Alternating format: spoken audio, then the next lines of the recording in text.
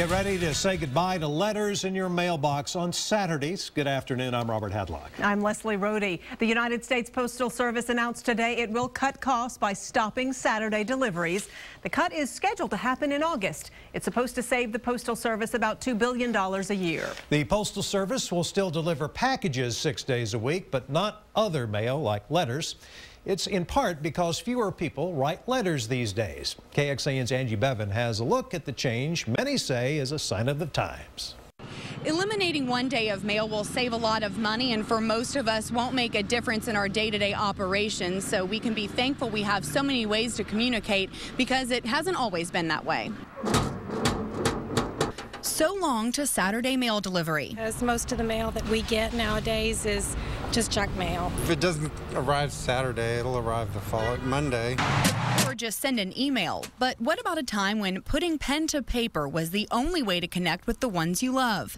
Hank Mall has an entire briefcase full of old letters and postcards. It's dated 20 December 1967. It's from me to my parents. Notes his mother saved and gave back to him before she passed away. These are all from Vietnam.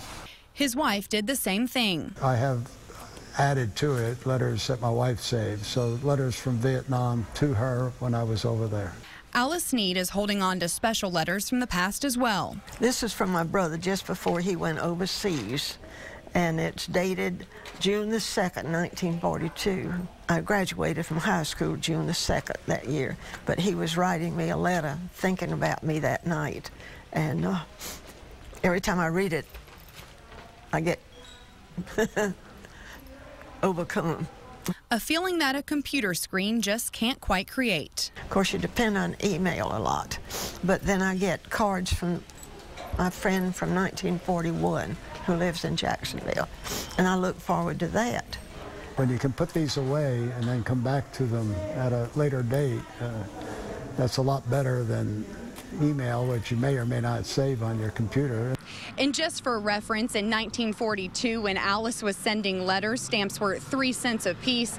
And back in 1967, when Hank was sending letters to his parents, they were 8 cents a piece. Reporting in Austin, Angie Bevan, KXAN News. And we took a closer look at the Postal Service's efforts to cut costs. Since 2006, the Postal Service has cut more than a quarter of its full-time workforce. It also consolidated more than 200 mail processing centers around the country and reduced hours at hundreds of rural post offices. Total savings there about $15 billion.